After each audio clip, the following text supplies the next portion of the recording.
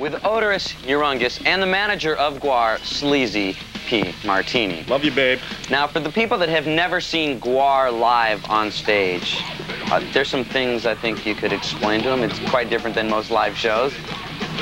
Well, we are, of course, attacked by a bevy of nuclear-powered idiots from outer space who want to, like, chop off my cuttlefish and give it to the government, you know.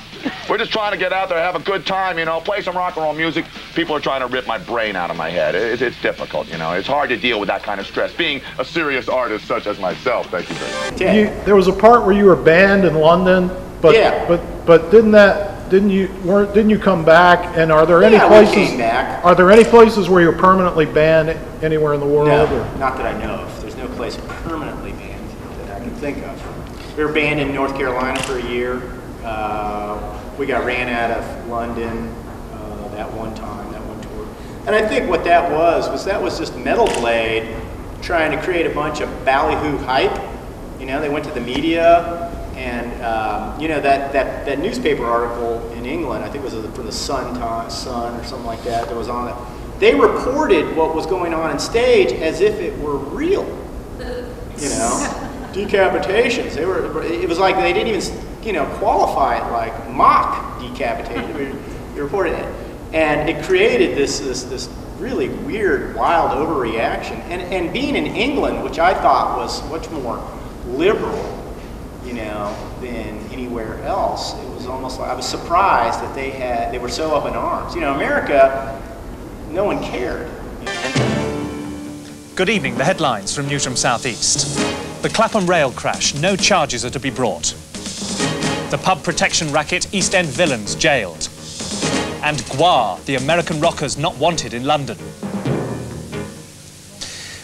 If you enjoy the music of Barry Manilow, Liberace or the Bee Gees, then you're going to hate GWAR. This latest American contribution to the world of popular music is a little more controversial, throwing buckets of fake blood over the audience and disemboweling fellow members of the band on stage.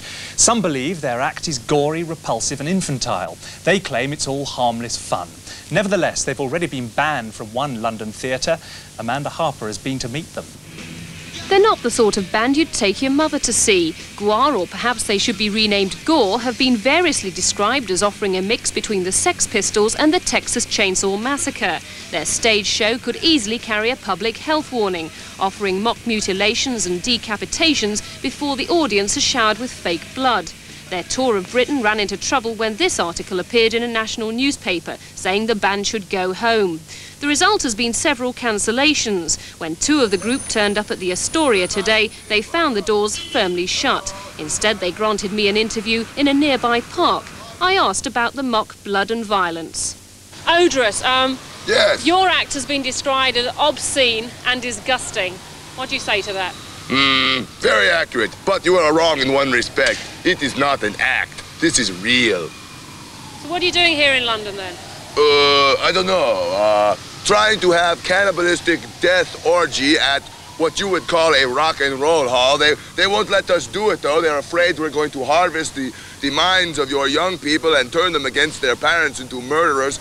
Managers at the Astoria have refused to be interviewed about the cancellation. Westminster Council said they wrote to the theatre warning about the possible problems under licensing regulations.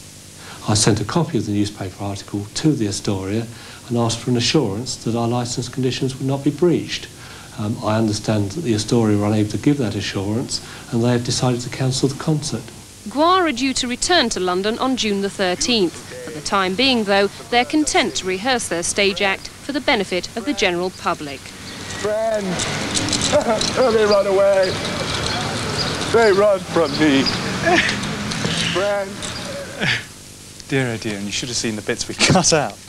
Now.